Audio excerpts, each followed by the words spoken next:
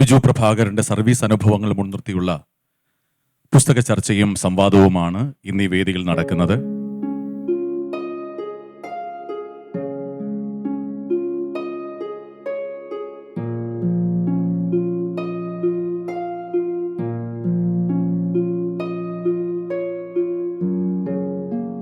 കേരളത്തിലെ ഏറ്റവും ചർച്ചാ വിഷയമായ ഒരു പുസ്തകം. അതിൻ്റെ ഫ്രണ്ട് ആക്സിൽ ഓവറോൾ ചെയ്യാതെ ഈ റോഡിലേക്ക് അട്ടറിൽ കൂടെ പോകുന്നുണ്ട്. ഷാസിയല്ല, വണ്ടി മൊത്തത്തിൽ നാലായിട്ട് പൊടിഞ്ഞു പോകും. KSRTCയിലെ സൗജന്യ വനിതകളുടെ സൗജന്യ ഇത് എത്രത്തോളം പ്രായോഗികമാണ്? TV ചാനലിൽ എന്തുകൊണ്ട് പുരുഷന്മാർ കൂടി സൗജന്യമാക്കുന്നില്ല എന്നുള്ളൊരു ചോദ്യമുണ്ട്. എന്തിനാണ് സ്ത്രീകളൊക്കെ മാത്രമാക്കുന്നത്, പുരുഷന്മാർ കൂടി? ഭൂമിയുടെ കാര്യത്തിലേക്ക് വന്നാൽ സർവേ ഡിപ്പാർട്ട്മെൻറ്റിൽ പ്രധാന പദവി വഹിച്ചിരുന്ന ആളാണ്. പിന്നെ ഏറ്റവും ഈ പുസ്തകം എഡിറ്റ് ചെയ്യുമ്പം ഏറ്റവും ഞെട്ടിച്ചൊരു വിഷയം നിങ്ങളുടെ ഭൂമി നിങ്ങളുടേതല്ല എന്ന് പറഞ്ഞിരിക്കുന്ന ഒരു കാര്യമാണ്. അതായത് കേരളത്തിൽ എവിടെയെങ്കിലും കുറച്ച് ഭൂമി സ്വന്തമായിട്ടുള്ള ഒരാൾ അത് കയ്യേറിപ്പോയെങ്കിൽ അത് തിരിച്ചു പിടിക്കാൻ സർക്കാരിന് ഒരു ഗ്യാരണ്ടിയും തരാൻ പറ്റില്ല എന്നൊരവസ്ഥ. അതൊന്ന് വിശദീകരിക്കാമോ? ഇരിക്കുന്ന ആരുടെയും ഭൂമി അവരുടേതല്ല, എപ്പോൾ വേണമെങ്കിലും കൈമോശം വന്നു പോകാം. ഈ നമ്മളുടെ ഭൂമി അല്ലെന്ന് പറയാൻ കാര്യം, നമ്മുടെ ഭൂമി ആയിരിക്കുന്നതിൻ്റെ കാരണം എന്താണ്? ഒരു ഭൂമി നമ്മുടെ കയ്യിലിരിക്കാനുള്ള കാരണം എന്താണ്? നമ്മൾ മതിൽ കെട്ടിയതുകൊണ്ട് മാത്രമാണ്. മതിൽ കെട്ടി നമ്മുടെ വീടിൻ്റെ പേര് വെച്ചേക്കുന്നതുകൊണ്ട് മാത്രമാണ്. അതിനേക്കാൾ ഉപരി നമ്മളവിടെ താമസിക്കുന്നതുകൊണ്ടാണ്. നമ്മളവിടെ ഒന്നുമില്ലെങ്കിലും ഇടയ്ക്കിടയ്ക്ക് പോയി ഒരു വിജനമായിട്ട് കിടക്കുന്ന സ്ഥലത്താണെങ്കിലും ഇടയ്ക്കിടയ്ക്ക് വന്ന് ചോദിക്കാനും പറയാനും ആളുണ്ടെന്നുള്ള രീതിയിൽ ചില കൃഷി ചെയ്യുന്നതുകൊണ്ടാണ്. അതേസമയം എനിക്കറിയാവുന്ന എൻ്റെ അടുത്തൊരു ഫ്രണ്ട് മെർച്ചൻ്റ് നേവിയിലുള്ളതാണ്. അയക്ക് വസ്തു കൊടുത്ത ആൾ അതേ ഭൂമിയിൽ 4 പേരുടെ കയ്യിൽ നിന്ന് പൈസ വാങ്ങിച്ച് കൊടുത്തു. കാരണം ഭൂമിക്ക് ഒരു ജിയോ റെഫറൻസിങ് ഇല്ല. അപ്പോൾ അങ്ങനെ ഒരു ജിയോ റെഫറൻസിങ് നമ്പർ 1 ആയിട്ടില്ല. കാരണം വെച്ചാൽ ഭൂമി എന്ന് പറയുന്നത് കടലെടുത്ത് പോയില്ലെങ്കിലോ അല്ലെന്നുണ്ടെങ്കിൽ കടൽ കൊണ്ടുവച്ചില്ലെങ്കിലോ ഏതാണ്ട് അനശ്വരമായിട്ടുള്ളൊരു കാര്യം തന്നെയാണ്. അപ്പോൾ അതുകൊണ്ടാണ് ഞങ്ങൾ ഭൂമി കേരളം എന്ന് പറയുന്ന പദ്ധതിയിൽ യുണീക്ക് ലാൻഡ് ID എന്ന് പറയുന്നത് UID ഒക്കെ വരുന്നതിന് മുമ്പാണ്. കാരണം വെച്ചാൽ അതിൻ്റെ ഓണേഴ്സ് മാറിക്കൊണ്ടിരിക്കുക. ഇപ്പം സോവിയറ്റ് റഷ്യയിലും അതുപോലുള്ള കമ്മ്യൂണിസ്റ്റ് രാജ്യങ്ങളിലൊക്കെ സർക്കാരിൻ്റെയാണ് ഭൂമി. അപ്പോൾ ഇതുപോലെ ജനങ്ങളുടെ അല്ലെന്നുണ്ടെങ്കിൽ ഇത് നമ്മുടെ പ്രപഞ്ചത്തിൻ്റെയാണ് ഭൂമി എന്നുള്ളതാണ് എൻ്റെ കൺസെപ്റ്റ്. നമ്മൾ ഉപയോഗിക്കാനായിട്ടുള്ള ഒരു അനുവാദം കിട്ടുന്നു എന്നുള്ളതാണ്. പക്ഷേ രജിസ്ട്രേഷൻ വകുപ്പിൽ എന്താ ചെയ്യുന്നത്? ആളുകളെല്ലാം വിചാരിക്കും എൻ്റെ കയ്യിലൊരു പ്രമാണമുണ്ട്. നമ്മുടെ പ്രമാണത്തിൽ എഴുതുന്നതാണ് പ്രമാണത്തിൽ 32 സെൻറ്റ് എന്ന് പറയുന്നതും എന്നാൽ കൈവശം 28 സെൻറ്റ് സ്ഥലവുമായിട്ടുള്ളത്. അപ്പോൾ ഈ 4 സെൻറ്റ് എവിടെ പോയി? തിരിച്ചും പറയും, കൈവശം 28 സെൻറ്റ് സ്ഥലമെന്നുള്ളതും റീസർവേയിൽ 32 സെൻറ്റ് സ്ഥലമെന്നുള്ളതും ആയിട്ടുള്ള സ്ഥലം ഒരു വ്യക്തതയില്ല. ഇതിൻ്റെ സ്കെച്ച് ഉണ്ടാക്കണമെന്ന് പറഞ്ഞ് പ്രഗത്ഭനായിട്ടുള്ള മാണി സാറിനെ പോലും ഇവർ ടോറൻറ്റ് സിസ്റ്റം എന്ന് പറഞ്ഞ് പറ്റിച്ചു. There is something called land titling, that the government is giving guarantee for land titles. ഇത് തോമസിൻ്റെ വസ്തുവാണ് എന്ന് ഗവൺമെൻറ് തരികയാണ്. അല്ലാന്ന് തെളിയിക്കുകയാണെന്നുണ്ടെങ്കിൽ ഗവൺമെൻറ് വിൽ പ്രൊവൈഡ് യു അതാണ് ടോറൻറ്റ് സിസ്റ്റം. ഓസ്ട്രേലിയയിൽ ഉണ്ടായതാണ്. അതിന് 3 പ്രിൻസിപ്പിൾസാണുള്ളത്. 1 ഈസ് ദ കേർട്ടൻ പ്രിൻസിപ്പിൾ. ഇപ്പോൾ എല്ലാവരുടെ കയ്യിലും സ്ഥലം ഇരിപ്പുണ്ട്. എന്തിനാണ് ഇതിൻ്റെ ഈ പ്രമാണം എല്ലാം കൂടെ നോക്കിയിരുന്ന് കുത്തിയിരുന്ന് കേസൊന്നും പറയേണ്ട കാര്യമില്ല. We are going to put a curtain. ഇതിൻ്റെ തിരശ്ശീലയ്ക്ക് പിന്നിൽ എന്ത് നടന്നെന്ന് എനിക്ക് അറിയേണ്ട കാര്യമില്ല. ഇപ്പം ആരുടെ കയ്യിലാണെന്ന് വെച്ചാൽ 3 കൊല്ലം ആരും ആക്ഷേപം പറഞ്ഞില്ലെങ്കിൽ നിങ്ങളുടെ പേരിൽ എഴുതി തരും. This is the curtain principle. Second is the mirror principle. ഭൂമിയിലുള്ളത് എന്താണോ അത് പ്രമാണത്തിൽ കാണും. അതിൻ്റെ എലുകകളും എല്ലാം കൃത്യമായിട്ട് ജിയോ കോർഡിനേറ്റ്സും മറ്റുമൊക്കെ വെച്ച് കൃത്യമായിട്ട് അതിനകത്ത് കാണും. പ്രമാണത്തിൽ എന്തുണ്ടോ അത് ഭൂമിയിലായിട്ട് കാണാം. ഇതിപ്പം നമ്മുടേതെന്നും ചൈനയുടേതെന്നും പറയുന്ന രീതിയിലാണ് നമ്മുടെ ഭൂമിയുടെ കിടപ്പ്. The third one is the insurance principle or the assurance principle. ഉദാഹരണത്തിന് ഒരു വ്യക്തി സൗദി അറേബ്യയിലെ ജയിലിലായിരുന്നു എന്ന് വെച്ചു. അയാൾ 7 കൊല്ലം കഴിഞ്ഞ് കഴിഞ്ഞാൽ മാൻ മിസ്സിങ് കൊടുത്തു കഴിഞ്ഞാൽ അയാൾ ഡിക്ലെയർഡ് ഡെഡ് എന്ന് പറഞ്ഞു. അയാളുടെ അനന്തരാവകാശികൾ അയാൾ മരിച്ചുപോയി എന്ന് കരുതി വേറൊരാൾക്ക് കൊടുത്തു. ആ വേറൊരാൾക്ക് കൊടുത്ത ആൾ 7 കൊല്ലം കഴിഞ്ഞപ്പം ഡിക്ലെയർ ചെയ്തതിന് ശേഷമാണ് ഇയാൾ ഡെഡ് എന്നുള്ള നിലയിൽ ഇയാളെപ്പറ്റി ഒരു വിവരവുമില്ല. 7 കൊല്ലം കഴിയുന്നുണ്ട് വേറൊരാൾ വാങ്ങിച്ചു. ഞാൻ വാങ്ങിച്ചു എന്നിരിക്കട്ടെ, ഞാൻ അവിടെ ഒരു വീട് വെച്ചു. അപ്പോൾ 15ാമത്തെ കൊല്ലമാകുമ്പോൾ സൗദി ജയിലിൽ നിന്ന് ഇയാൾ വരികയാണ്. അപ്പം ഞാൻ വാങ്ങിച്ചത്, ഞാൻ ആയാമേ ജെനുവിൻ ബയർ, ഞാൻ ആരെയും പറ്റിച്ചല്ല, ഇയാളുടെ പിൻഗാമികളിൽ നിന്ന് തന്നെ വാങ്ങിച്ചതാണ്. ഞാനൊരു വീട് വെച്ചു. എൻ്റെ അടുത്ത് ഇപ്പോൾ ഇയാൾ വന്നിട്ട് പറയുകയാണ് ഈ ഭൂമി എൻ്റെ ഇടമെന്ന് പറഞ്ഞ് നമ്മൾ തർക്കിച്ച് കോടതി പോകേണ്ട കാര്യമൊന്നുമില്ല. there comes the insurance principle. ഒരു ട്രിബ്യൂണൽ തീരുമാനിക്കും ആർക്കാണ് കോമ്പൻസേഷൻ. ഈ സൗദിയിൽ നിന്ന് വന്ന ആൾ പറഞ്ഞു എനിക്ക് ആ സ്ഥലത്തിൻ്റെ ഇന്നത്തെ വില കിട്ടിയാൽ മതി, ഞാൻ പോകുന്നു. അല്ലെ ഈ വീട്ടുകാരൻ പറയുന്നു, ഈ വീട് വെച്ച ആൾ പറയുന്നു എനിക്ക് വീട് വെച്ചതിൻ്റെ പൈസ ഇയാൾ തന്നാൽ മതി, പോകുന്നു. വിച്ച് എവർ ഈസ് ഈസിയർ, തർക്കമൊന്നുമില്ല, കോടതി തീരുമാനിക്കും. അങ്ങനെ ഗവൺമെൻറ് ഗ്യാരണ്ടി ചെയ്യുക. അഥവാ ഞങ്ങൾക്കൊരബദ്ധം പറ്റിയിട്ടുണ്ടെങ്കിൽ ഗവൺമെൻറ് ഗ്യാരണ്ടി ചെയ്യുക. ഇതിന് പകരം ഐമനത്തും ആലുവയിൽ അങ്കമാലിയിലും ഒക്കെ ആണെന്നുണ്ടെങ്കിൽ ഒരു ലൈസൻസ് സർവേയറേയും കൂടെ വെച്ചു. ഈ ലൈസൻസ് സർവേയറാണ് ഇപ്പം കൈക്കൂലി വാങ്ങിച്ച് മറ്റേ സർവേയർക്കും വില്ലേജ് ഓഫീസർക്കും കൊടുക്കുന്നത്. അല്ലാതെ ഒരു പ്രയോജനം ഉണ്ടായില്ല. അതുകൊണ്ട് ലാൻഡ് ടൈറ്റിലിംഗ് ആക്ട് ആന്ധ്രാപ്രദേശിലും മറ്റുമൊക്കെ ആണെന്നുണ്ടെങ്കിൽ അവർ ഇംപ്ലിമെൻറ്റ് ചെയ്തുകൊണ്ടിരിക്കുകയാണ്. കുറച്ചധികം process. England took nearly 300 years to settle. അതാണ് ലാൻഡ് റെക്കോർഡ്സ് ആൻഡ് സെറ്റിൽമെൻറ്റ് വകുപ്പാണ്. ടൈറ്റിൽ സെറ്റിൽ ചെയ്യുകയാണ്. This is it. നമ്മുടെ ഈ റീസർവേ നമ്മൾ വളരെ ചെറുപ്പം മുതൽ കേട്ടുകൊണ്ടിരിക്കുന്നതാണ്. അത് 65-ലൊക്കെ തുടങ്ങി അല്ലേ? 67 തുടങ്ങിയതാണ്. 67 തുടങ്ങിയതാണ്. ഇത് അവസാനിക്കുന്നില്ല, അവസാനിക്കാത്തൊരു പ്രക്രിയയാണ്. എന്താണ് അതിൻ്റെ ഒരു രഹസ്യം? ഇത് അവസാനിപ്പിക്കാൻ എന്തെങ്കിലും മാർഗമുണ്ടോ? ഇല്ല ഇല്ല, അവസാനിപ്പിക്കാൻ ഒരു മാർഗ്ഗമുള്ള സർവേ ഡിപ്പാർട്ട്മെൻറ്റ് അവസാനിപ്പിക്കുകയാണെന്നുണ്ടെങ്കിൽ ഇത് അവസാനിക്കും.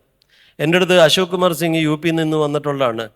Viju, you know one thing, he was a Iriki collector and I was a special officer there. You know one thing, there is no issue between landlords or landowners in UP. Why?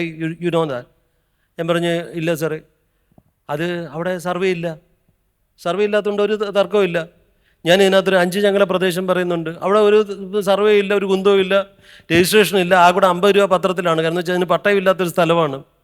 അപ്പോൾ ഇവിടെ എന്താ പ്രശ്നം എന്ന് വെച്ച് കഴിഞ്ഞാൽ ഇതിൻ്റെ ആദ്യത്തെ ഇതിൽ പറയുന്നുണ്ട് ഞങ്ങൾ വിതച്ചിട്ടുണ്ട്. ഒരു റിട്ടയർഡ് ഉദ്യോഗസ്ഥൻ ഇതുപോലുള്ള ഒരു യോഗത്തിൽ പറയുകയാണ് ഞങ്ങൾ വിതച്ചിട്ടുണ്ട്, നിങ്ങളാണ് കൊയ്യുന്നതെന്ന് അറിയാമല്ലോ. ഈ റിട്ടയർ ചെയ്തവരാണ് ഇവരുടെ ചെയിൻമാന്മാർ. അവരാണെന്നുണ്ടെങ്കിൽ വന്നു കഴിയുമ്പം തന്നെ ഏതോ ഒരു സിനിമയ്ക്കകത്ത് പൃഥ്വിരാജ് സുകുമാരൻ്റെ അടുത്ത് പറയുന്ന പോലെ ഐശ്വര്യമായിട്ട് കൈക്കൂലി വാങ്ങിച്ച് തുടങ്ങിയാട്ടെ എന്ന് പറയുന്നത് പോലെ ഈ റിട്ടയർ ചെയ്യുന്നവർ ഇവരെ സ്പോയിൽ ചെയ്യാണ്. പേരൂർക്കട വില്ലേജ് 1996 തിരുവനന്തപുരത്തെ പേരൂർക്കട സിറ്റിക്കകത്തുള്ള വില്ലേജ് 1996 സർവേ തുടങ്ങി. 19,000 ലാൻഡ് ലോഡ്സാണ് അവിടെ ഉള്ളത്. ആ 19,000 പേരിൽ 14,000 പേര് കംപ്ലയിൻറ്റ് ചെയ്തു. അപ്പം ഡോക്ടർ നിവേദിത പി ഹരൻ എൻ്റെ അടുത്ത് ചോദിച്ചു ബാക്കി 5,000 പേര് കംപ്ലയിൻറ്റ് ഉണ്ടോ ഇല്ലയോ, അത് അറ്റ്ലീസ്റ്റ് അവരത് ഇത്രയും ചെയ്തു.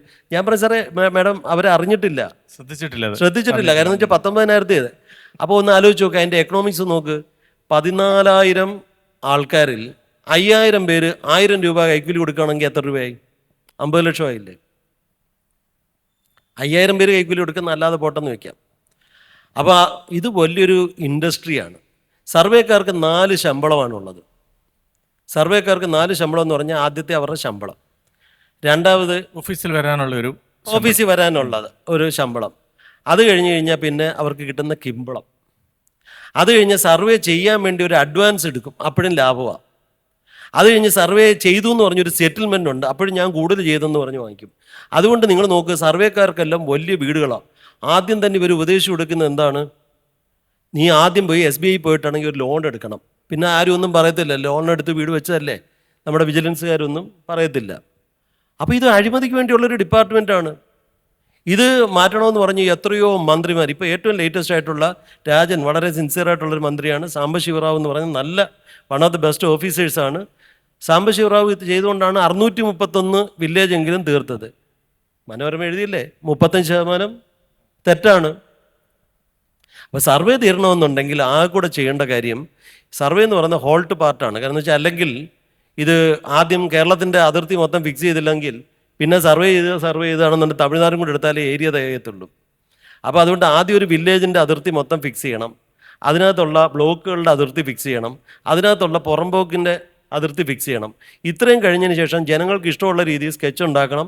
ആ സ്കെച്ച് ഉണ്ടാക്കിക്കൊണ്ട് വരുന്നവർക്ക് അതിന് എലുകയിലുള്ള കണ്ടിന്യൂസ് ആയിട്ടുള്ള പ്രോപ്പർട്ടിയിലുള്ളവർക്ക് കൊടുത്തിട്ട് അവർ തമ്മിൽ സെറ്റിൽ ചെയ്യുന്ന ഒരു മെക്കാനിസം ഉണ്ടാക്കാനാണ് ഞാൻ അന്ന് തൊട്ട് ഈ ഭൂമീകരണം പറഞ്ഞത്. നമ്മൾ പറയുന്നുണ്ടല്ലോ, ഒരേ ഭൂമി അളന്നു കഴിയുമ്പം മരങ്ങൾ വേണമെങ്കിൽ അയാളുടെ സ്വത്തിനുള്ളിലാകാം, അയാളുടെ ഭൂമിക്കുള്ളിലാകാം. അതേസമയം വേറൊരു തരത്തിൽ നടന്നാൽ മരം പുറമ്പോക്കിലും ആകാം. അതിൻ്റെ പേരിൽ ഒരു മരത്തിൻ്റെ പേരിൽ അറിയപ്പെടുന്ന ഒരു ഉദ്യോഗസ്ഥൻ്റെ കാര്യം നമ്മുടെ പുസ്തകത്തിൽ പറയുന്നുണ്ട്. അതെങ്ങനെയാണ് ഇത്ര ആധുനിക സാങ്കേതിക വിദ്യയും ശാസ്ത്രം ഇത്രയും പുരോഗമിച്ച്, നമ്മുടെ ബോമൻമോളൊക്കെ പറയുന്നത് ശാസ്ത്രം ഇത്രയും പുരോഗമിച്ചിട്ടും എന്തുകൊണ്ട് ഇങ്ങനെ സംഭവിക്കുന്നു? അല്ല, ആദ്യമായിട്ട് ഇതിനൊരു ജിയോ റെഫറൻസിങ് ഇല്ല. ഇപ്പം ഞാൻ ദുബൈ മുനിസിപ്പാലിറ്റി പോയിട്ട് അവിടുത്തെ ലാൻഡ് അലോട്ട്മെൻറ്റ്, ടൗൺഷിപ്പിന് വേണ്ടി ലാൻഡ് അലോട്ട്മെൻറ്റ് അവരെങ്ങനെയാണ് ചെയ്തതെന്ന് പറഞ്ഞു കഴിഞ്ഞാൽ ആദ്യം ഒരു സ്കെച്ച് ഉണ്ടാക്കി കഴിഞ്ഞാൽ അതിനെ ജിയോ റെഫറൻസ് ചെയ്യും. ഈ റോക്കറ്റ് പോകുന്നതും ഈ പ്ലെയിൻ പോകുന്നതും കടലിൽ നടന്നുകൊണ്ട് ഒരു മയിൽക്കുറ്റി പോലും ഇല്ലാതെ ഷിപ്പ് പോകുന്നതും എല്ലാം GPS നിയന്ത്രണമാണ്. ഈ സർവേ ഡിപ്പാർട്ട്മെൻറ്റ് വന്ന് ആധുനിക മോഡേൺ സർവേ മാനുവൽ എന്ന് പറഞ്ഞൊരു മാനുവൽ ഉണ്ടാക്കിയപ്പോഴാണ് ഇവർ ആദ്യമായിട്ട് ജിയോ കോർഡിനേറ്റ് ഇടുന്നത്. ഇവരുടെ വിദ്യാഭ്യാസ യോഗ്യത എന്ന് പറഞ്ഞാൽ SSLCയും ITI ആണ്. ഞാൻ ഒരു എഞ്ചിനീയറിംഗ് കഴിഞ്ഞിട്ട് എനിക്ക് സർവേ പാസ്സാകണം. അവിടെ ചെന്ന് കഴിഞ്ഞപ്പോൾ എന്നെ ലോഗരിതം ടേബിൾ പഠിപ്പിക്കുക 3 ആഴ്ച. ഇപ്പോഴും പഠിപ്പിച്ചുകൊണ്ടിരിക്കുന്ന ലോഗരിതം ടേബിളാണ്. അപ്പോൾ അങ്ങനെ ജിയോ റെഫറൻസ് ചെയ്തിട്ടില്ല.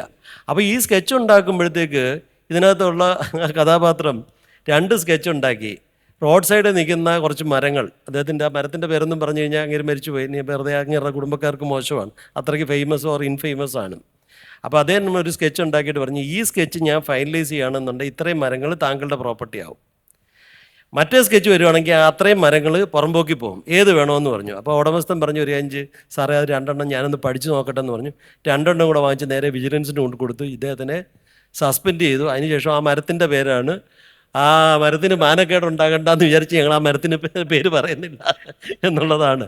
അപ്പോൾ ഇത് എങ്ങനെ വേണേലും, അതിനകത്ത് വേറൊരു ഉദാഹരണം പറയുന്നില്ലേ, ഈ ചെയിൻമാൻ പിടിക്കും, ഈ ഫാക്ടറി ഇൻസ്പെക്ടർ, ഞാൻ ഫാക്ടറീസ് ഡിപ്പാർട്ട്മെൻറ്റ് വർക്ക് ചെയ്തതാണ്. അപ്പോൾ ഒരു ഇൻഡസ്ട്രിയൽ എസ്റ്റേറ്റിൽ ചെല്ലും, അല്ലെന്നുണ്ടെങ്കിൽ അടുത്തടുത്തുള്ള ഇൻഡസ്ട്രിയിൽ ആ പ്രദേശത്തുള്ളവരും, ഇയാൾക്ക് സ്ഥിരമായിട്ട് ഇയാൾ തന്നെ ഒരു ബിനാമി കാറ് വാങ്ങിച്ചിട്ടിട്ടുണ്ട്. ആ കാറുമായിട്ടാണെന്നുണ്ടെങ്കിൽ അവിടെ ചെല്ലും. ചെന്നിട്ട് പറയും, ഡ്രൈവർ വന്നിട്ട് പറയും, സാറേ ഇതിൻ്റെ വാടക സാറിൻ്റെ അടുത്ത് ഇവിടുന്ന് വാങ്ങിക്കാൻ പറഞ്ഞു. അപ്പോൾ ആ ഇൻഡസ്ട്രിയിൽ നിന്നൊരു 1000 രൂപ 1500 രൂപ വാങ്ങിക്കും.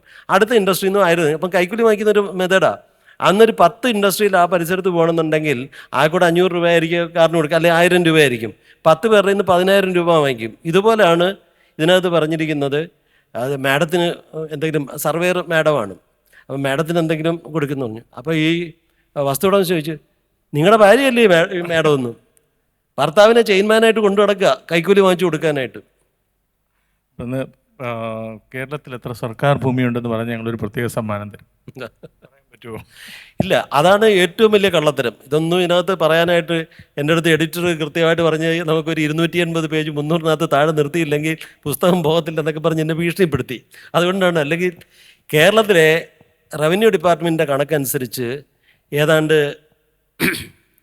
31,000 സ്ക്വയർ കിലോമീറ്ററാണ് കേരളത്തിൻ്റെ റവന്യൂ ഭൂമിയുടെ കണക്ക്. വനംവകുപ്പിൻ്റെ കണക്കനുസരിച്ച് ഏതാണ്ട് 11,000, ഞാൻ ഒരിക്കൽ കണ്ടതാണ്, ഔദ്യോഗിക രേഖകൾ കണ്ടതാണ്, 11,000 സ്ക്വയർ കിലോമീറ്ററാണ് വനംവകുപ്പിൻ്റെ രേഖകൾ. അപ്പോൾ ഇത് രണ്ടും കൂടെ കൂട്ടിയാൽ 31ഉം 11ഉം കൂടെ ചേർത്ത് കഴിഞ്ഞാൽ 42,000 സ്ക്വയർ കിലോമീറ്ററാണ്. പക്ഷേ പ്രശ്നം എന്താണെന്ന് വെച്ചാൽ കേരളം 38,863 സ്ക്വയർ കിലോമീറ്ററേ ഉള്ളൂ. ബാക്കി നമ്മുടേതാണെന്നും അവരവരുടേതാണെന്നും പറയുന്ന ഭൂമിയാണ് ഉള്ളത്. കാരണം വെച്ചാൽ ഈ റവന്യൂ ഭൂമിയിൽ അങ്ങോട്ട് ആളുകൾ കാട്ടിൽ കയറി താമസിക്കും, അവിടുന്ന് ഇവിടുന്നോട് അങ്ങനെയൊക്കെയുള്ള, ഇവരിത് വെച്ചിട്ട് വേണം, ഈ മരത്തിൻ്റെ എണ്ണമൊക്കെ വെച്ചിട്ട് വേണം എത്ര CCFനെയൊക്കെ ആണെന്നുണ്ടെങ്കിൽ കേന്ദ്രത്തിൽ നിന്ന് സാങ്ഷൻ ചെയ്യുന്നതും. കൂടുതലായിട്ട് ഞങ്ങൾ ഫോറസ്റ്റ് കവർ കൊട്ടിയെന്നൊക്കെ പറയുന്നത്. കേരളം മൊത്തം വിമാനത്തിൽ നോക്കിയാൽ മൊത്തം വനമായിട്ടല്ലേ തോന്നുന്നുണ്ട്. ഇവിടെ ചോദിച്ചു വയ്ക്കാനുള്ളവർക്ക് ചോദ്യം അനുവദിക്കണമെന്ന് പറയുന്നുണ്ട്. എങ്കിലും PWD ആയിരുന്നാലും ഒരു ഇഷ്ടവിഷയം. ആദ്യം ജോലി ചെയ്ത് തുടങ്ങിയത് അമ്മാവൻ്റെ കൂട്ടത്തിൽ കരാറെടുത്ത് 9ാം ക്ലാസ്സിൽ വെച്ച് PWD വർക്ക് എടുത്ത് തുടങ്ങിയതാണ്. PWDയിൽ തന്നെ വന്ന് സെക്രട്ടറി ആകുകയും ചെയ്തിരുന്നു. അപ്പോൾ ആ PWDയുടെ പ്രവർത്തനങ്ങൾ ഇപ്പോൾ ഇതിന് പുസ്തകത്തിൽ പറയുന്ന ഒരു രസകരമായ ഒരു പ്രയോഗം എന്ന് പറയുന്നത് CHൻ്റെ തൊപ്പി വെച്ച PWD പൊതുമരാമത്ത് കെട്ടിടങ്ങൾ എന്ന് പറയുന്നുണ്ട്. അപ്പോൾ അതിനെക്കുറിച്ച് ഒന്ന് ചുരുക്കി ഒന്ന് പറഞ്ഞിട്ട്, ഒരു ഇഷ്ടവിഷയമായതുകൊണ്ട് അതേക്കുറിച്ച് പറഞ്ഞിട്ട് നമുക്ക് ആളുകളുടെ ചോദ്യത്തിലേക്ക് കിടക്കാം. ഏറ്റവും കുറഞ്ഞ ദിവസം 91ാമത്തെ ദിവസം, അതിൻ്റെ നേർച്ച പോലെ 91ാമത്തെ ദിവസം എന്നെ മാറ്റിയ ഡിപ്പാർട്ട്മെൻറ്റാണ്. അത് PWDയിലെ ഒരു അഴിമതി ഞാൻ പോയി ഒന്ന് അന്വേഷിച്ചു. അതുകൊണ്ടാണ് അത് സംഭവിച്ചത്. PWDയിലെ ഞാൻ പറഞ്ഞല്ലോ, ഇവിടെ കഴിഞ്ഞ ഗവൺമെൻറ് കാലത്ത് ഏറ്റവും വലിയത് കിഫ്ബി ആണ്. ഞങ്ങൾ റോഡ് ഉണ്ടാക്കുന്നു, ദോഷം പറയല്ലോ, പണ്ടത്തേനേക്കാളും ഒക്കെ നല്ല റോഡുകളൊക്കെ തന്നെയാണ്. പണ്ടത്തേനേക്കാളും അത്ര പെട്ടെന്ന് പോകാത്ത റോഡ് തന്നെയാണ്. പക്ഷേ ഇതിനകത്ത് മനസ്സിലാക്കണം, ഒരാളൊരു വ്യവസായം തുടങ്ങുമ്പോൾ അതിനകത്തൊരു 25% പ്രോഫിറ്റ് ഇട്ടിട്ടാണ് ഏത് വ്യവസായമാണെങ്കിലും തുടങ്ങുന്നത്. കാരണം 15% ഒരു ബ്ലേഡ് കമ്പനി കൊണ്ടുവന്ന് മൈക്രോ ഫിനാൻസിലോ മറ്റല്ലെന്നുണ്ടെങ്കിൽ NBFC കൊണ്ട് കൊടുത്തു കഴിഞ്ഞാൽ 15% 13% ഒക്കെ കിട്ടും. അപ്പം നമുക്കൊരു 25% ടാർഗറ്റ് ചെയ്താലേ എന്തെങ്കിലും ഒരു അഡ്വൈസറി ഉണ്ടായി കഴിഞ്ഞാൽ പാസ്സായി വരാൻ താമസിക്കും, പൈസ ബ്ലോക്ക് ആകും, നമ്മുടെ ലോണിൻ്റെ ഇത് വരും. അപ്പോൾ 25% ഇട്ടിട്ട് ചെയ്തില്ലെങ്കിൽ നമ്മുടെ കയ്യിൽ നിന്ന് പൈസ പോകും. അല്ലെങ്കിൽ 8% കൊണ്ടുവന്ന് ട്രഷറി ഡെപ്പോസിറ്റ് ഇട്ടാൽ പോരെ. അപ്പോൾ അതുകൊണ്ട് തന്നെ 25%, അപ്പോൾ 100 കോടി രൂപയുടെ വർക്കിൽ 25 കോടി രൂപ ഓൾറെഡി മാറിയല്ലോ. പിന്നെ പറയല്ലോ വഴിയെ പോകുന്നവരെല്ലാവരും വന്ന് ഈ MLA ഫണ്ടിലാണെന്നുണ്ടെങ്കിൽ MLAയുടെ ചില പാർട്ടിക്കാർ ചെന്നിട്ടാണെന്നുണ്ടെങ്കിൽ വരട്ടും, ഇല്ലെങ്കിൽ ഞങ്ങൾ വിജിലൻസിന് കംപ്ലയിൻറ്റ് ചെയ്യും. ഈ തലവേദനെല്ലാം ഒഴിച്ചിട്ട് വരുന്നവനെല്ലാം പോകുന്നവനെല്ലാം പൈസ കൊടുത്തിട്ട് ഒരു 40% ഒക്കെ ആണെന്നുണ്ടെങ്കിൽ എമൗണ്ട് മാത്രമേ ഇതിനകത്ത് സ്പെൻഡ് ചെയ്യുന്നുള്ളൂ. അങ്ങനെ 40% സ്പെൻഡ് ചെയ്യുന്നിടത്ത് നമ്മൾ മനസ്സിലാക്കണം, 100 കോടി രൂപ മുടക്കിയാൽ 40 കോടി രൂപയെ വരുന്നുള്ളൂ. 10 കോടിയാണെന്നുണ്ടെങ്കിൽ 4 കോടി രൂപയേ ഉള്ളൂ. CHൻ്റെ തൊപ്പി പറയാൻ കഴിയുമെന്ന് വെച്ചാൽ നമ്മുടെ ഏറ്റവും വലിയ പ്രസ്റ്റീജിയസ് ആയിട്ടുള്ളൊരു ബിൽഡിംഗ് ആയിട്ടാണ് നമ്മുടെ നിയമസഭ വെച്ചിരിക്കുന്നത്. നിയമസഭ വെച്ചു, ആദ്യത്തെ നിയമസഭാ സമ്മേളനം നടത്തിയപ്പം മഴ പെയ്തു, MLAമാരെല്ലാം നനഞ്ഞു. ഒരു ചീഫ് എഞ്ചിനീയറുടെ നേതൃത്വത്തിൽ ഒരു സ്പെഷ്യൽ ടീം ഉണ്ടായിരുന്നെന്ന് ആലോചിക്കണം. അപ്പോൾ എന്ത് ചെയ്തു, അതിൻ്റെ മുകളിലാണെന്നുണ്ടെങ്കിൽ ഒരു കനോപ്പി വെച്ചു. PWD ഏത് ബിൽഡിംഗ് ഉണ്ടാക്കിയാലും അതിൻ്റെ മുകളിൽ കനോപ്പി കാണും, കാരണം എന്ന് വെച്ചാൽ ലീക്ക് ഉണ്ടാകും. അപ്പോൾ ആ വെച്ചിരിക്കുന്ന കനോപ്പി അതിൻ്റെ നടുക്ക് മാത്രം, അതായത് മേളിൽ ഒരു ചെറിയ ഇപ്പം ഗ്ലാസ്സും ഒക്കെ ഇട്ടിരുന്ന ആ ഭാഗത്താണ്. അത് വെച്ച് കഴിഞ്ഞപ്പം തന്നെ അന്ന് CH ആയിരുന്നു PWD മന്ത്രി. അപ്പോൾ അദ്ദേഹത്തിൻ്റെ കാര്യത്തെ കണ്ടാണ് തുടങ്ങുമ്പോൾ പൂർത്തീകരിക്കുന്നത്. അപ്പോൾ ഇത് CHൻ്റെ തൊപ്പിയാണെന്നും പറഞ്ഞ് ഇപ്പോഴും തിരുവനന്തപുരത്ത് ഇപ്പോഴും ഉണ്ടായിരുന്നു, ഇപ്പോഴും ഇരിപ്പുണ്ട്. അതിപ്പോൾ ആളുകളെല്ലാം വിചാരിച്ചിരിക്കുന്നത് ഇതിൻ്റെ ഭാഗമാണ്, ആ ഡിസൈനിനകത്തുള്ളതാണ്. അത്രയ്ക്ക് ചേർച്ചയുണ്ട് അതിന്. ഡിസൈനിൻ്റെ ഭാഗമല്ല അല്ലേ? സഞ്ജീവ, നമുക്ക് ചോദ്യങ്ങളിലേക്ക് പോയാലോ? ചോദ്യങ്ങൾ ചോദിക്കാൻ ആർക്കെങ്കിലും ഉണ്ടെങ്കിൽ. KSRTCയിൽ വൻ അഴിമതി നടക്കുന്നു എന്നുള്ള ഒരു പർച്ചേസിങ്ങിൽ എന്നൊരു പൊതു അഭിപ്രായമുണ്ട്. അത് എത്രമാത്രം വസ്തുതയാണ്? അത് അത്രത്തോളം വസ്തുതയില്ല. ഞാൻ 465 ബസ്സോളം, 465 455 ബസ് ഞാൻ വാങ്ങിച്ചിട്ടുള്ളതാണ്. KSRTCക്ക് ആദ്യമായിട്ട് സ്ലീപ്പർ വാങ്ങിച്ചിട്ടുള്ളത് ഞാൻ വന്നതിന് ശേഷമാണ്. വോൾവോ ആണെന്ന് പറഞ്ഞിട്ട് തന്നെയാണ് ചെയ്തിട്ടുള്ളത്. ഞാനിപ്പോഴും ഉപയോഗിച്ചുകൊണ്ട് നടക്കുന്ന വണ്ടിയും 12 കൊല്ലം പഴക്കമുള്ളൊരു വോൾവോ ജെറ്റയാണ്. നിങ്ങൾക്ക് എൻ്റെ 1991 കേന്ദ്ര സർക്കാർ സ്ഥാപനം കയറി തൊട്ട് ഞാൻ ഇന്നും ജോലി ചെയ്യുന്നതെന്ന് പറഞ്ഞ് പൈസ ഉണ്ടാക്കാൻ വേണ്ടിയാണ്, ഞാൻ ഗവൺമെൻറ്റിലോട്ട് പോകാത്തതാണ്. പക്ഷേ ഇതിനകത്ത് മനസ്സിലാക്കേണ്ട ഒരു കാര്യം, 2007 സെൻകുമാർ സാർ വരുന്നതിന് മുമ്പ് ലൈലൻഡിന് 3-2 ടാറ്റയ്ക്ക് 3-1 എന്നുള്ള രീതിയിൽ യാതൊരു ടെൻഡറും ഇല്ലാതാണ് ചെയ്യുന്നത്. ഈ വണ്ടിയൊക്കെ വാങ്ങിക്കുമ്പോഴത്തേക്ക് പലരും പൈസ വാങ്ങിക്കുന്നുണ്ടെന്ന് പറയുന്നുണ്ട്, സാധ്യതയുണ്ട്. കാരണം എന്ന് വെച്ചാൽ ഏത് വാങ്ങിച്ചാലും ബില്ല് മാറുന്ന സമയത്ത് അത്. പക്ഷേ ടെൻഡർ മനസ്സിലാക്കണം.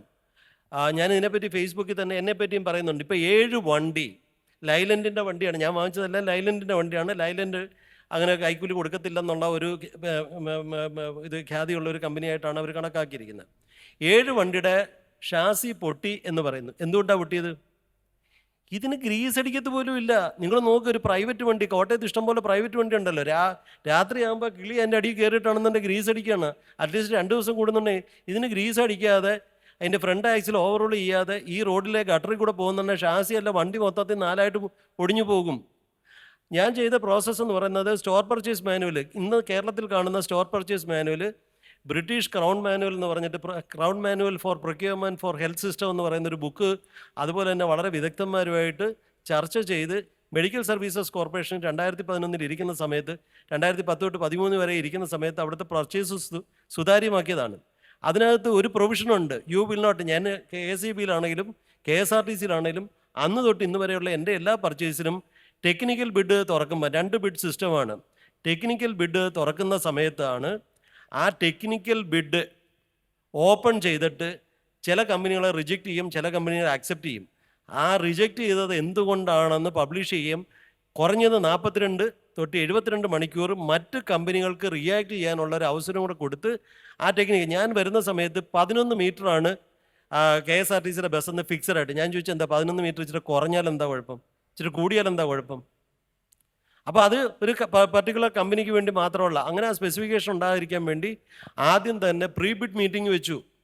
ഒരു ടെൻഡർ വിളിച്ചു കഴിഞ്ഞ് കഴിഞ്ഞാൽ ആളുകൾക്ക് പറയാം ഇത് ആ കമ്പനിയെ സഹായിക്കാൻ വേണ്ടിയാണ്. ഞാൻ മെഡിക്കൽ സർവീസസ് കോർപ്പറേഷൻ പാരസെറ്റമോളുടെ ഇന്ന സ്പെസിഫിക്കേഷൻ AV എന്നുള്ളത് മാത്രമേ വാങ്ങിക്കത്തുള്ളൂ, അത് ഒരൊറ്റ കമ്പനിക്കേ കാണത്തുള്ളൂ. അപ്പോൾ അവർക്ക് റിയാക്ട് ചെയ്യാം. രണ്ടാമത് ടെക്നിക്കൽ ബിഡിനകത്തുള്ള ഡോക്യുമെൻ്റ് എല്ലാം പബ്ലിഷ് ചെയ്യും. ചില സീക്രട്ട് ആയിട്ടുള്ള ഡോക്യുമെൻ്റ് അവർ പബ്ലിഷ് ചെയ്യരുതെന്ന് പറഞ്ഞാൽ ആളുകൾക്ക് സ്ക്രൂട്ടനൈസ് ചെയ്യുന്നുണ്ട്, കാണിച്ചു കൊടുക്കും, കോപ്പി കൊടുക്കത്തില്ല. അത് കഴിഞ്ഞതിന് ശേഷം ഇത് സ്റ്റോർ പർച്ചേസ് മാനുവൽ ഇല്ലാത്ത പ്രൊവിഷനാണ്. പക്ഷേ ഈ കോടികളുടെ പർച്ചേസാണ്. ഞാൻ തന്നെ എനിക്ക് വന്നൊരു 150-200 കോടി രൂപയുടെ പർച്ചേസ് ഉണ്ട്. 10 ബസ് മേടിച്ചാൽ ഒരു ബസ് ഫ്രീ കിട്ടുമോ? അല്ല, അതൊക്കെ പണ്ടായിരുന്നെന്നാണ് എനിക്ക് തോന്നുന്നത്. കാരണം എന്ന് വെച്ച് കഴിഞ്ഞാൽ പണ്ട് അവർ പറയുന്നതാണ് റേറ്റ്. അന്ന് തൊട്ടേ ഞാനും കേട്ടിട്ടുള്ളൂ 12 ബസ് വാങ്ങിച്ചു കഴിഞ്ഞാൽ ഒരു ബസ് കിട്ടും, ഊട്ടി തോട്ടമുണ്ട് എന്നൊക്കെ പറഞ്ഞ്. ആ പർച്ചേസിനകത്തെല്ലാം കുറച്ച് കമ്മീഷൻ ഉള്ളതാണ്, അതിനകത്തൊന്നും യാതൊരു സംശയമില്ല. അത് ഇപ്പം ഞാൻ ടെക്നിക്കൽ ബിഡിൽ അത് കഴിഞ്ഞിട്ട് ഇൻസ്പെക്ഷനുണ്ട്. കമ്പനി പോയിട്ട് ഈ പറയുന്ന ARI സ്പെസിഫിക്കേഷൻ അനുസരിച്ചിട്ടുള്ളതാണോ ഇതിൻ്റെ പൊക്കത്തിന്, അതുകൊണ്ടാണ് ഈ വൃത്തികെട്ട ബോഡിയൊക്കെ ആണെന്നുണ്ട് പല ബസ്സിനും കാണുന്നത്, ഇവരുടെ സ്പെസിഫിക്കേഷനാണ്. ആ സ്പെസിഫിക്കേഷൻ നോക്കിക്കഴിഞ്ഞപ്പം പോകുന്ന ഉദ്യോഗസ്ഥർ പറഞ്ഞു, സാറേ ഇതിന് എന്തെങ്കിലും, നമ്മൾ ഇത്രയും പോയിട്ട് 2-3 ദിവസം കൊണ്ട് അളവൊക്കെ എടുക്കുന്നതാണ്, എന്തെങ്കിലും വ്യത്യാസം ഉണ്ടെങ്കിൽ നമ്മുടെ തലയിലാവും, അതുകൊണ്ട് എക്സ്റ്റേണലായിട്ട് വേണമെന്ന് പറഞ്ഞ് മോട്ടോർ വെഹിക്കിൾസിൻ്റെ ഡിപ്പാർട്ട്മെൻറ്റ് ഒഫീഷ്യൽസും കൂടെ പോകുന്നുണ്ട്. ഇവരെല്ലാവരും കൂടി ചേർന്നാൽ ചിലപ്പോൾ ആണെന്നുണ്ടെങ്കിൽ സ്പെസിഫിക്കേഷൻ. അതുകൊണ്ട് എനിക്കൊരു സംശയം തോന്നിയിട്ട് ARI automotive research institute Pune, അവിടുന്ന് ഒരു മലയാളിയാണ് എൻ്റെ ഡയറക്ടർ, അദ്ദേഹത്തിനെ വിളിച്ചു പറഞ്ഞിട്ട് അവർക്ക് 1 ലക്ഷം രൂപ കൊടുത്തിട്ട് അവരും കൂടെ വന്നിട്ട് പരിശോധിക്കുകയാണ് ചെയ്തിട്ടുള്ളത്. എന്നാലും കാണും, ഈ പൈസ കൊടുക്കുന്ന ആളുടെ ലെവലിൽ കാണും. അവിടെ പോകുമ്പോഴത്തേക്ക് ഈ വണ്ടി പാസ്സാക്കുന്ന ചിലപ്പോൾ എഞ്ചിനീയർമാർ വാങ്ങിച്ചെന്നിരിക്കും. ഇതൊക്കെ ഉണ്ട് എല്ലാ പർച്ചേസിനകത്തും ഇതുണ്ട്. പക്ഷേ അവസരങ്ങളുണ്ട് അല്ലേ, പല ചാൻസുകളുണ്ട്. But not in the scale as in the ഇപ്പം KSEBയിലെ പല ചെയർമാൻമാർക്കും വിൻഡ് മില്ല് വരെ ഉണ്ടെന്നാണ് പറഞ്ഞത്. മനസ്സിലായില്ലേ? വിൻഡ് മില്ല് വരെ തന്നെ ചില ആൾക്കാർ, ചിലർക്ക് എസ്റ്റേറ്റ് ഉണ്ടെന്ന് പറയുന്നു. അപ്പോൾ അതൊക്കെ കാണും. നമുക്കൊന്നും ഇതിനകത്ത് ആ ഒരു ഡിസ്ക്രിപ്ഷൻ നമുക്ക് ഒഴിവാക്കാൻ പറ്റത്തില്ല. പക്ഷേ I can say that my hands are very clean. And also Antony Raju sand, കാരണം എന്ന് വെച്ചാൽ എൻ്റെ അടുത്ത് ഒരാൾ പോലും ഇന്ന് വരെ ഒരു മന്ത്രിയും ഞാൻ പറയുന്നത് എൻ്റെ അടുത്ത് പറഞ്ഞിട്ടില്ല. ഒരാൾ പോലും എൻ്റെ അടുത്ത് പറഞ്ഞിട്ടുമില്ല, ഞാൻ ചെയ്തിട്ടുമില്ല. എന്നാൽ പിന്നെ ഒരാൾ ഉണ്ട്, ഒരു കമ്മീഷൻ്റെ ചെയർമാനാണെന്നുണ്ടെ പറഞ്ഞ് ഞാൻ പാർട്ടി ഓഫീസിൽ പോയി ലെറ്റർ പാർട്ടി സെക്രട്ടറിക്ക് കൊടുത്തു. ഞാൻ പറഞ്ഞെന്ന് അറിയാൻ ചെയ്യും, ഈ കസേര വന്ന് ഒരു വലിയ നേതാവാണ്, ഈ കസേര വന്ന് പാർട്ടി സെക്രട്ടറി ഇരിക്കാൻ പറ, ഞാൻ സെലക്ട് ചെയ്യേണ്ട കാര്യമില്ലല്ലോ. അപ്പോൾ അതായിരുന്നു ഞാൻ പറയുന്നത്. നല്ല നിർദ്ദേശമായിരുന്നു. ഇങ്ങോട്ട് വരുന്ന വഴിക്ക് നമ്മൾ ഗോപകുമാർ ചേട്ടൻ എന്ന് പറയുന്ന ആൾ ചോദിച്ചൊരു ചോദ്യം, പുസ്തകം വായിച്ചിട്ടുള്ള ആളാണ് അദ്ദേഹം. ബാംഗ്ലൂർ ബസ് മാഫിയയെക്കുറിച്ച് ഇതിൽ പറയുന്നു, അതിനെക്കുറിച്ചൊന്ന് വിശദമായിട്ട് പറയാമോ? എന്താണ് അതിന് പിന്നിൽ? ആവശ്യത്തിന് ട്രെയിനുകൾ ബാംഗ്ലൂരിലേക്ക് ഓടുന്നില്ല, അതിന് പിന്നിൽ ബസ് മാഫിയയാണെന്ന് നമ്മുടെ പുസ്തകത്തിൽ പറയുന്നുണ്ട്. അതൊന്ന് വിശദീകരിക്കാമോ എന്നൊരു ചോദ്യം ചോദിച്ചിട്ടുണ്ട്. വളരെ കറക്റ്റായിട്ടുള്ള കാര്യമാണ്. നിങ്ങൾ നോക്കിയാൽ മതിയല്ലോ, ബാംഗ്ലൂരിന് എത്ര ഐലൻഡ് എന്ന് പറഞ്ഞൊരു വണ്ടിയുണ്ട്, അത് എന്ന് തുടങ്ങി എന്ന് എത്തുമെന്ന് ആർക്കും അറിയത്തില്ല. ഇപ്പം വന്ദേ ഭാരത് എങ്ങനെയാണ് വന്നത്? അശ്വിനി കുമാർ വൈഷ്ണവ് എന്ന് പറഞ്ഞ് കുറച്ചുകൂടെ സെൻസിബിളായിട്ടുള്ള ഒരു മന്ത്രി അവിടെ ഇരിക്കുന്നതുകൊണ്ട് മാത്രമാണ്. എന്നിട്ട് ഒരു പരീക്ഷണാടിസ്ഥാനത്തിൽ വന്ദേ ഭാരത് ഓടിക്കഴിഞ്ഞപ്പോൾ അത് ഫുള്ളായിരുന്നു, എന്നിട്ട് നിർത്തിയത് എന്താ? നിങ്ങളൊക്കെ പത്രക്കാരാണല്ലോ, നിങ്ങളെന്താ ഇത് അന്വേഷിക്കാത്തത്? ഈ 10, 400, 500 ബസ്, അതിൻ്റെ ചിലപ്പോഴുള്ള ഇൻ്റർസ്റ്റേറ്റ് ബസ്, അതിൻ്റെ ചാർജ് എന്ന് പറയുന്നത് വിമാനത്തിൻ്റെ ടിക്കറ്റിനേക്കാളും കൂടുതലാണ്. എന്തുകൊണ്ട് വന്ദേ ഭാരത് ഒരെണ്ണം മാത്രമായിട്ട് ഇടുന്നു? ഇപ്പോഴും ഞാൻ പറയുന്ന ലോബിയുണ്ട്. അത് റെയിൽവേയിൽ വലിയൊരു ലോബി ഉണ്ടായിരുന്നു. പണ്ട് ഒരു വലിയ നേതാവിൻ്റെ ഡ്രൈവറായിരുന്ന, അതിനുശേഷം വലിയ ട്രാവൽസ് നടത്തുന്ന ഒരാളെ തന്നെ റെയിൽവേ മന്ത്രിയാക്കി വെച്ചു, ഒരു കാരണവശാലും ബാംഗ്ലൂരിൽ നിന്ന് കേരളത്തിലേക്ക് വരാതിരിക്കാൻ വേണ്ടി. ആരാന്ന് മനസ്സിലാക്കണം. അപ്പോൾ അങ്ങനെയൊക്കെ ഉള്ളൊരു വലിയ ലോബി ഇപ്പോഴും പ്രവർത്തിക്കുന്നുണ്ട്. തന്നെയല്ല, ഇൻ്റർസ്റ്റേറ്റ് ബസ് ഒരു നിയമവും ഇല്ലാതാണല്ലോ ഓടുന്നത്. അതിനെ അങ്ങ് റെഗുലറൈസ് ചെയ്യണം. ഞാൻ ഇതിനകത്ത് പറയുന്നുണ്ടല്ലോ, എത്രയോ ആൾക്കാർ രാവിലെയും വൈകിട്ടും ട്രെയിനിൽ കിട്ടാത്തവർ പോലും അതിനകത്ത് യാത്ര ചെയ്യുന്നുണ്ട്. അതിനെ റെഗുലറൈസ് ചെയ്യണം. ഇതൊന്നും ചെയ്യുന്നതിന് പകരം വൻ തുക ആർക്കൊക്കെയോ കിട്ടുന്നുണ്ട്. നമുക്കിനി ചോദ്യങ്ങൾ ഇല്ലെങ്കിൽ ഇവിടെ അവസാനിപ്പിക്കാം എന്ന് വിചാരിക്കുന്നു. ഇനി ആർക്കെങ്കിലും ചോദ്യം ചോദിക്കാനുള്ള ഒരു ചോദ്യം കൂടെ ചോദിക്കാം അല്ലേ? ഇല്ല, ചോദ്യങ്ങളൊക്കെ കഴിഞ്ഞു തോന്നുന്നു. നമ്മൾ വളരെ വിശദമായിട്ട് സംസാരിച്ചതുകൊണ്ട് അധികം ചോദ്യങ്ങളില്ല എന്ന് വിചാരിക്കുന്നു. ഏതായാലും വന്നു ചേർന്ന എല്ലാവർക്കും ഈ വൈകുന്നേരം ശ്രീ ബിജു പ്രഭാകരനെ കേൾക്കാനും ഈ പുസ്തകത്തെ പറ്റി അറിയാനും വന്നു ചേർന്ന എല്ലാവർക്കും മലയാള മനോരമയുടെ പേരിലും കോട്ടയം പബ്ലിക് ലൈബ്രറിയുടെ പേരിലും ഞങ്ങൾ പ്രത്യേകം നന്ദി പറയുന്നു. നമ്മുടെ പരിപാടി നിങ്ങൾ ഇത്രയും നേരം കേൾക്കുകയും ഇതിനകത്ത് താല്പര്യം എടുക്കുകയൊക്കെ ചെയ്തതിന്, ഇത്രയും സഹൃദരായിട്ടുള്ള ആൾക്കാർ വന്നതിന് പ്രത്യേകമായിട്ട് നന്ദി. എനിക്ക് ഒരിക്കലും ഞാൻ I was A camera shy person. ഞാൻ അത്യാവശ്യത്തിന് മാത്രം ഞാൻ ചെയ്യുന്ന പ്രോജക്റ്റ് കൊണ്ട് മാത്രം ചില പബ്ലിസിറ്റി വന്നതല്ലാതെ ഞാനൊരു റീലിടാത്ത ഒരാളാണ്. ഞാൻ കഴിയുന്നതും വരാതെ. പക്ഷേ ഇപ്പോൾ ഈ പുസ്തകത്തിൻ്റെ പ്രചരണത്തിൻ്റെ ഭാഗമായിട്ടും നമ്മൾ ഈ പറയുന്നതിന് ഒരു ട്രാക്ഷൻ കിട്ടുന്നുണ്ടെന്നുള്ളതാണ്. ഈ പറയുന്നതിനകത്ത് ഇത്രയും തുറന്ന് എഴുതിയത് കൊണ്ടും ഒക്കെ തന്നെ പല ആൾക്കാർക്കും താല്പര്യമുള്ളത് കൊണ്ടും അതിനെപ്പറ്റി കൂടുതൽ കാര്യങ്ങൾ പറയണമെന്നുള്ളതും തന്നെയല്ല, ഇനിയും എൻ്റെ ശിഷ്ടജീവിതം എത്ര കാലം ജീവിച്ചിരിക്കുമെന്ന് ദൈവമാണ് തീരുമാനിക്കുന്നത്. ശിഷ്ടജീവിതത്തിൽ ഒരു ട്രാൻസ്ഫോർമേഷൻ ഉണ്ടാക്കണമെന്ന് ആഗ്രഹമുള്ളതാണ്. ഇപ്പം കോക്രോച്ച് എന്ന് സുപ്രീം കോടതി ജഡ്ജി വിളിച്ചു കഴിഞ്ഞപ്പോഴത്തേക്ക് ഉടൻ തന്നെ കോക്രോച്ച് പാർട്ടി ഉണ്ടാകുകയും വളരെയധികം പ്രൊട്ടസ്റ്റ് ഉണ്ടാകുകയും ചെയ്തിട്ടുള്ളതാണ്. അപ്പോൾ അതുപോലെ വളരെ ഫ്രസ്ട്രേറ്റഡ് ആയിട്ടുള്ള ഒരു ജനതയാണ് ഇവിടെ ഉള്ളത്. അപ്പോൾ അതുകൊണ്ട് ഇത് നമുക്കൊരു, നിങ്ങളൊക്കെ അതിൻ്റെ ഒരു പ്രചാരകരാകണം. നമ്മൾ ചോദ്യം ചെയ്യണം. യഥാ പ്രജ തഥാ രാജ എന്നാണ് നമ്മൾ ആദ്യം തീരുമാനിച്ചിരുന്നതും ആദ്യത്തെ ചാപ്റ്ററിൻ്റെ ഇതാണ്. പ്രജകൾ ചോദിച്ചാൽ മാത്രമേ അവർക്ക് ഒരു നല്ല ഭരണാധികാരിയെ കിട്ടുകയുള്ളൂ എന്നുള്ളതാണ്. ഇവിടെ വന്ന എല്ലാവർക്കും, സെൻട്രൽ ലൈബ്രറിക്കും അതുപോലെ തന്നെ മനോരമയ്ക്കും എല്ലാവർക്കും, പ്രത്യേകിച്ച് എൻ്റെ എഡിറ്റർ അദ്ദേഹം ഇല്ലായിരുന്നുണ്ടെങ്കിൽ ഈ സമയത്തിനുള്ളിൽ എനിക്കൊരു പുസ്തകം ഇറക്കാൻ പറ്റത്തില്ല. സഞ്ജീവ് ഉൾപ്പെടെ മനോരമയുടെ വലിയൊരു ടീം എന്നെ സപ്പോർട്ട് ചെയ്തിട്ടുണ്ട്. അവർക്കൊക്കെ പ്രത്യേകമായിട്ട് മനോരമ എന്ന പത്രം മുത്തശ്ശിക്ക് ഉൾപ്പെടെ ഉള്ള എല്ലാവർക്കും നന്ദി പറഞ്ഞുകൊണ്ട് നിർത്തുന്നു. ഒരു ഇവിടെ ഒരു ചെറിയ പുരസ്കാരം ഇവിടെ കൊടുക്കാൻ വേണ്ടി ഞാൻ ശ്രീ വിജയകുമാറിനെ ക്ഷണിക്കുന്നു, പബ്ലിക് ലൈബ്രറി സെക്രട്ടറി.